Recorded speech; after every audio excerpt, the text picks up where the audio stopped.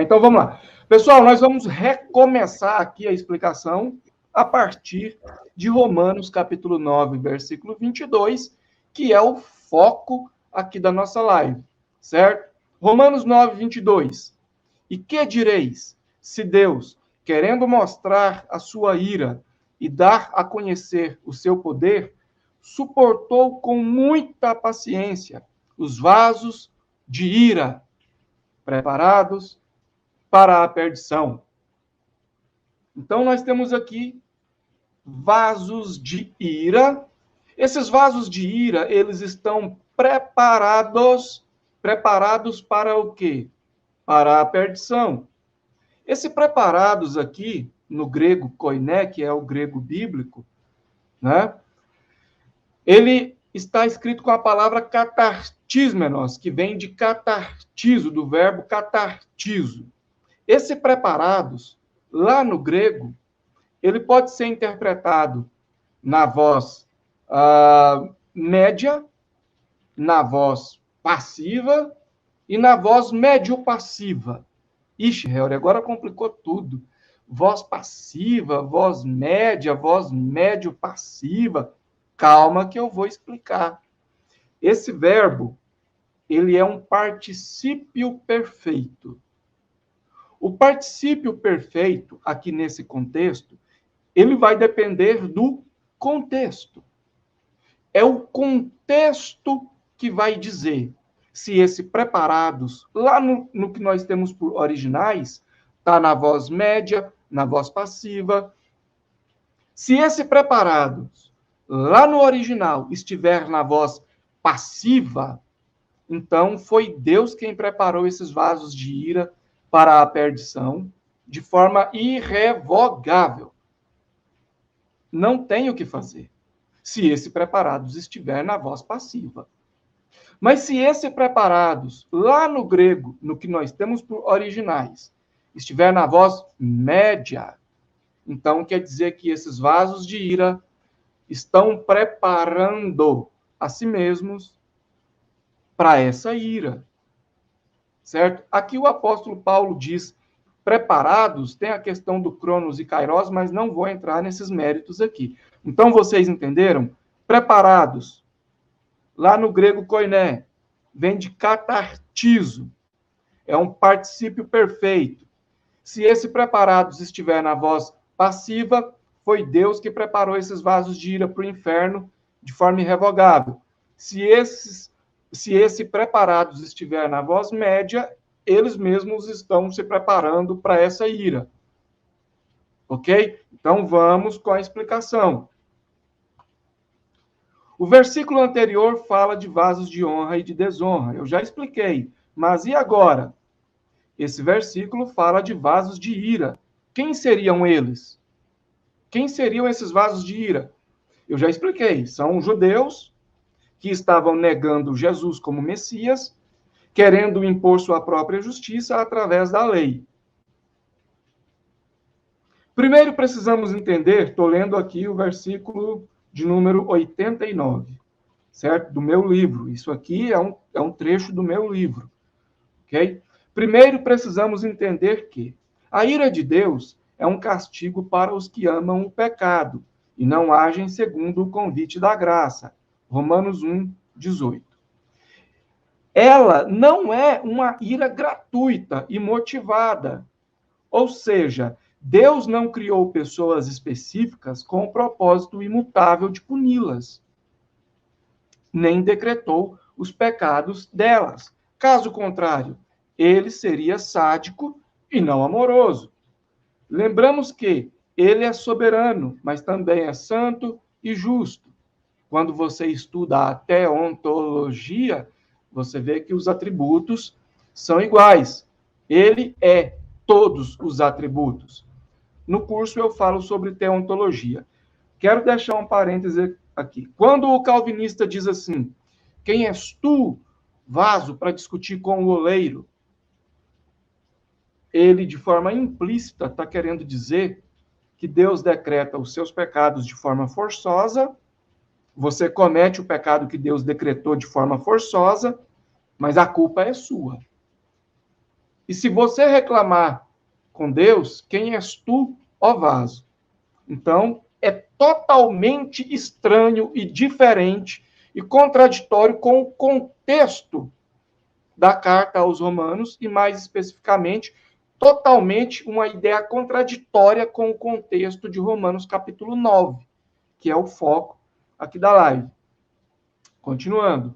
Agora eu vou mostrar mais uma passagem nesse mesmo livro de Romanos. Eu estou lendo aqui, acompanhe.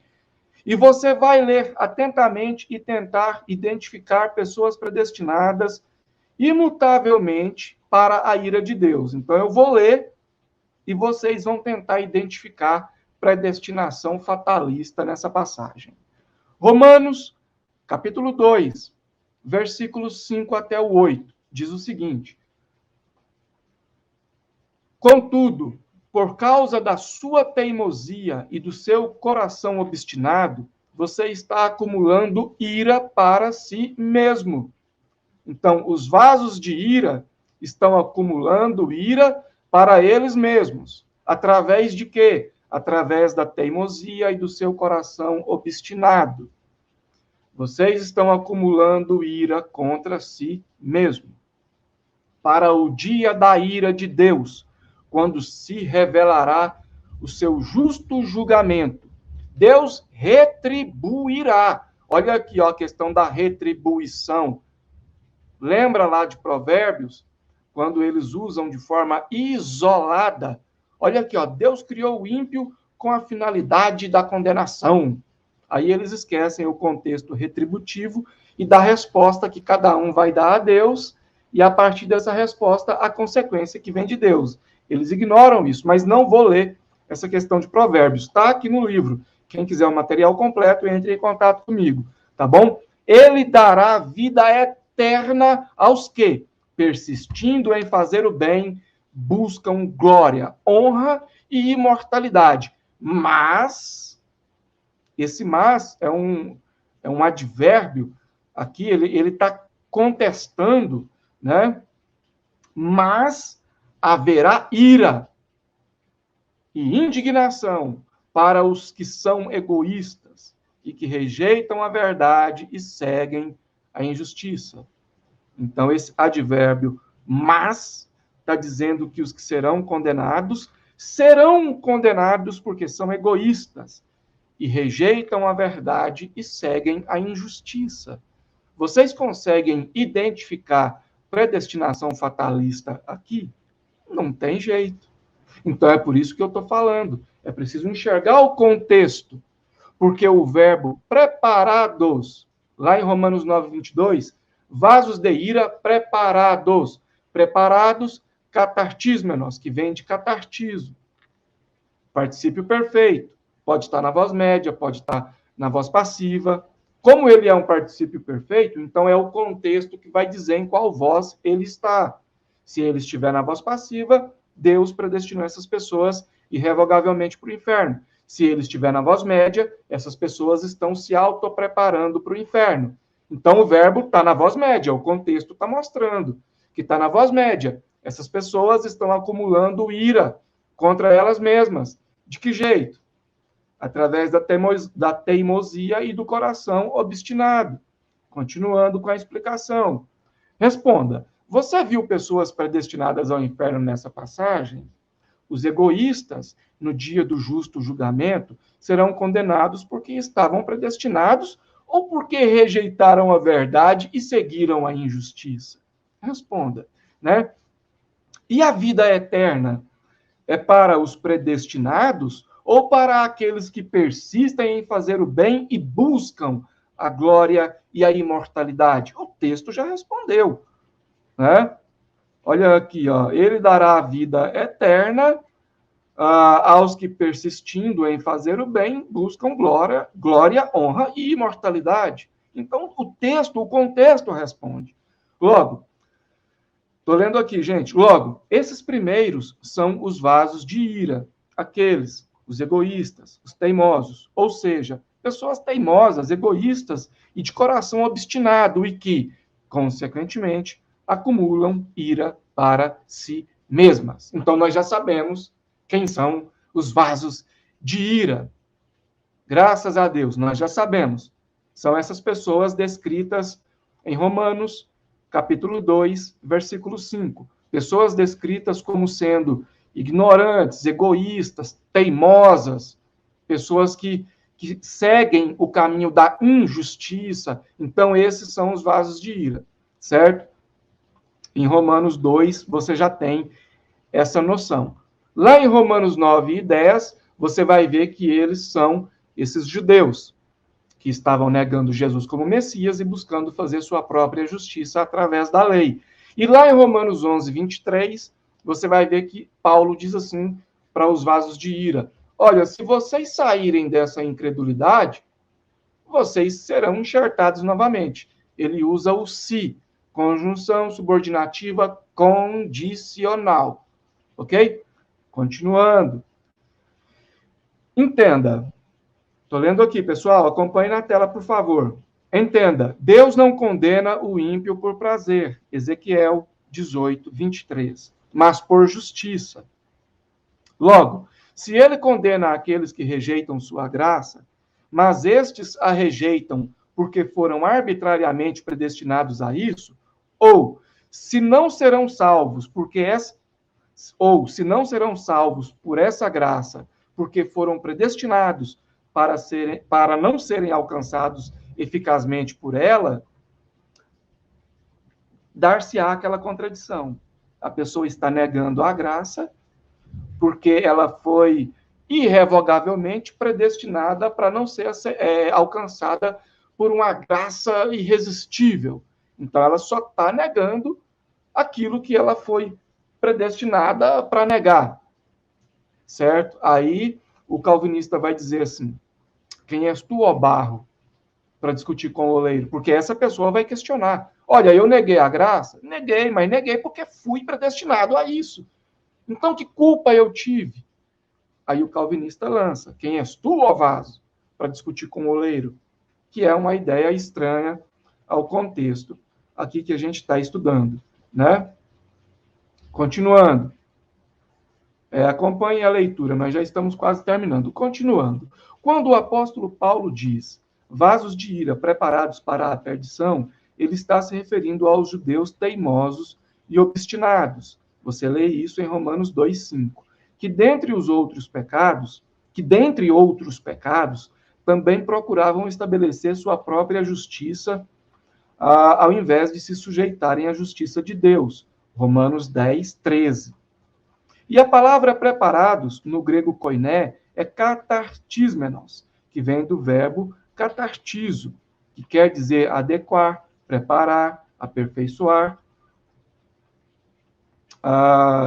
Além do mais, os dicionários Walter Kaiser Jr., Vini e BGAD afirmam que na linguagem original o verbo aparece na voz média. Se o verbo está na voz média, então é porque essas pessoas estão preparando elas mesmas para a ira. Elas não foram preparadas, predestinadas por Deus para isso, certo?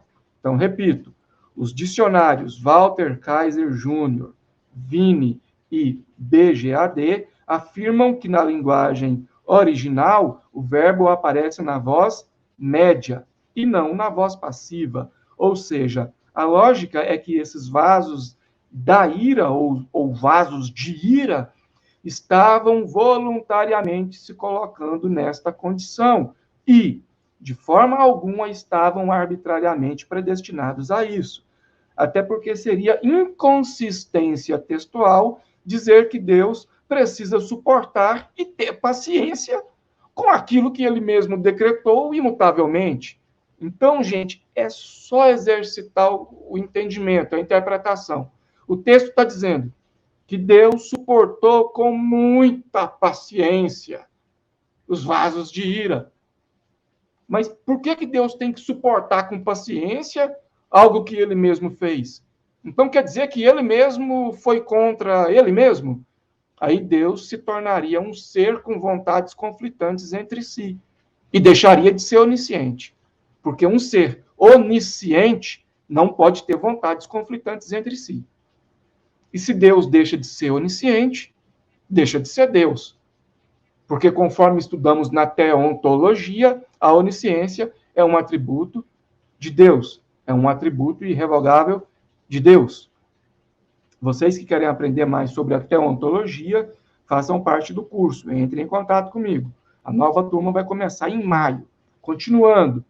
E isso reforça que o verbo de fato está na voz média, a qual indica que a consequência que recai sobre a pessoa é efeito de uma ação livre desta pessoa. Analisando um pouco mais, podemos perceber que o versículo 22, o qual nós estamos estudando, e nem seus contextos imediatos, imediatamente anterior e imediatamente posterior, mostram o agente que fez com que os vasos de ira se tornassem de ira. Claro, não é uma obrigatoriedade, mas se esse verbo estivesse na voz passiva, nós teríamos essa problemática, né? Todavia, podemos usar um princípio básico da hermenêutica. Eu também ensino hermenêutica no curso, que diz: a Bíblia interpreta a própria Bíblia. E um texto não muito claro deve ser interpretado à luz de um texto claro acerca do mesmo assunto. E dessa forma podemos entender claramente e logicamente que, mesmo sem o uso da etimologia, mesmo se você não entender grego, porque aqui eu estou falando de particípio perfeito, voz média, voz passiva, catartismenos, catartizo, mesmo se você não entender de grego. Eu também não sou professor de grego. Eu ensino a interpretação bíblica a partir do texto, contexto, conjunto do contexto e implicações biblicamente lógicas. Mas eu abordo o grego também. Mas mesmo se você não entender de grego, a própria carta aos Romanos, na tradução em português, nos oferece os fatos necessários para entendermos sobre quem são os vasos de ira. Basta reler Romanos 2, 5 e Romanos 10, 3. Pronto. Precisa nem entender de grego, né? Além do mais, esses vasos de ira, estou lendo aqui no 99. Além do mais, esses vasos de ira, que eram pessoas teimosas, de coração obstinado, segundo Romanos 2,5, e que queriam estabelecer sua própria justiça, ao invés de se sujeitarem à justiça de Deus, Romanos 10,3, recebem do apóstolo Paulo a afirmação de que, se com a tua boca confessares ao Senhor Jesus e em teu coração creres que Deus o ressuscitou dos mortos, serás salvo. Então o apóstolo Paulo ficou doido. Respeitosamente falando, eu estou metaforando, né? Então quer dizer que o apóstolo Paulo pirou, porque ele acabou de dizer que os vasos de ira são pessoas predestinadas de forma irrevogável para o inferno, Deus os predestinou para o inferno e pronto, acabou. E aqui o apóstolo Paulo diz assim para os vasos de ira: se, conjunção subordinativa condicional, se com a tua boca confessares ao Senhor Jesus, e esse "e" aqui é adição, lembra? Adição. E em teu coração creres que Deus o ressuscitou dos mortos, serás salvo. Como será salvo se já está predestinado de forma irrevogável para o inferno? Pelo amor de Deus, gente. É só entender o contexto. Contexto, conforme eu disse anteriormente, precisa nem entender de grego. Se bem que entender de grego é sempre bom, né? Inclusive, indico para quem quer fazer cursos de grego, professor Matheus Rangel, professor Euler Lopes, professor José Ferreira, Ferreirinha. Quem quiser pegar o contato deles, pode entrar em contato direto comigo, que eu passo, certo? 100. E seria totalmente descabido e contraditório dizer que tais vasos estavam irrevogavelmente e arbitrariamente predestinados ao inferno, e, ao mesmo tempo, usar uma conjunção subordinativa condicional para se referir aos mesmos, e dizer que ainda poderiam ser salvos. É o que eu acabei de falar, né? Aqui tem um vídeo extra que eu deixei para os leitores que adquirirem o livro, né? Tem aqui o link, a pessoa clica no link e é direcionada para uma videoaula sobre esse assunto.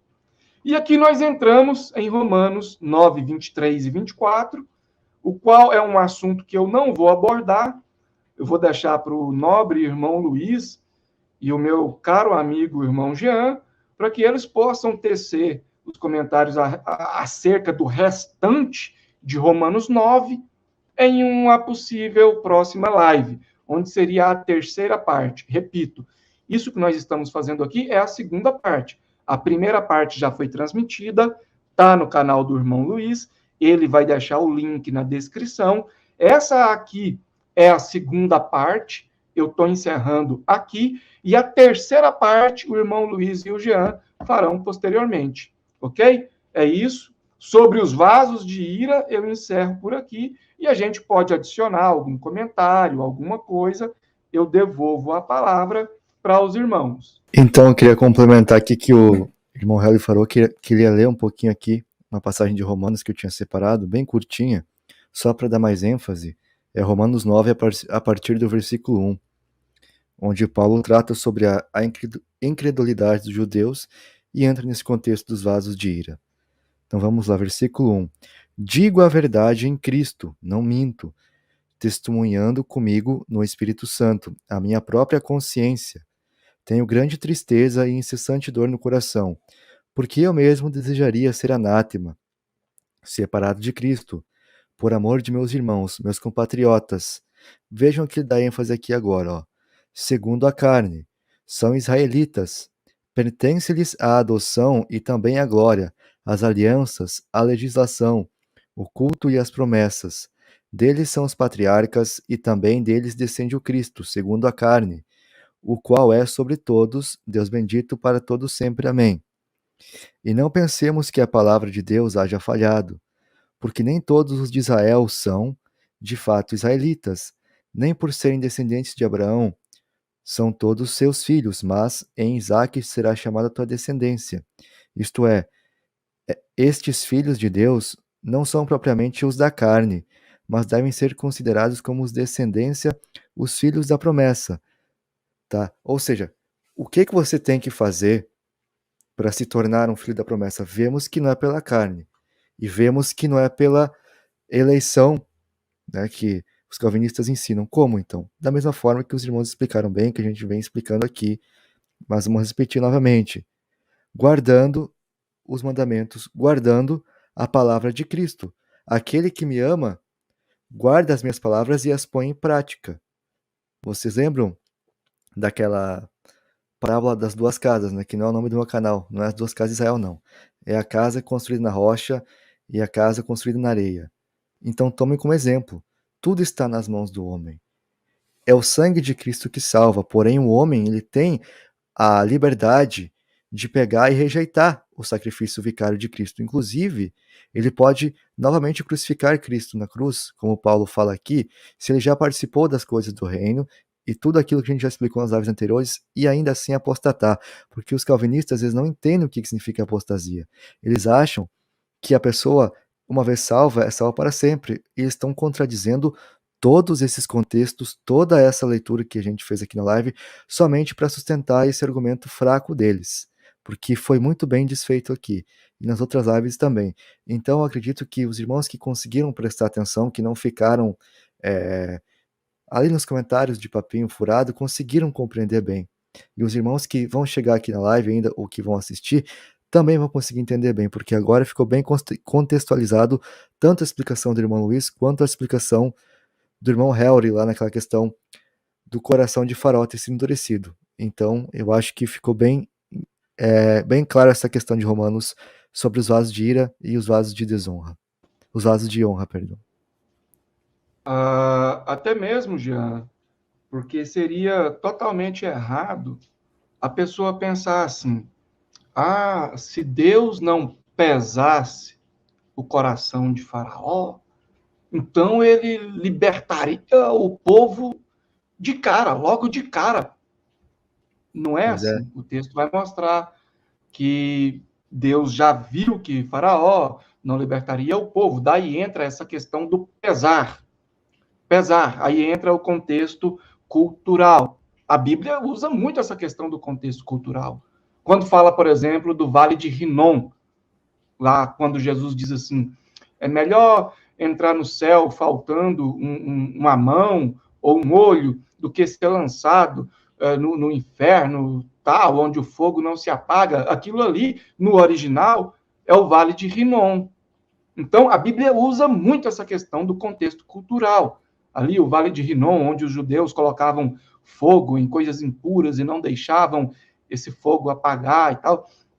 Então, a gente volta para Faraó, vê essa questão de Deus pesar o coração, estuda essa questão do contexto histórico e vê que o que Deus fez com Faraó não foi algo imotivado, mas foi uma consequência, foi uma punição. E muitos calvinistas, eu não quero fazer ad hominem, não quero deturpar a liberdade, interferir na liberdade deles, certo? Mas muitos calvinistas parece que ainda não entenderam que existe uma diferença de mal moral e mal punitivo.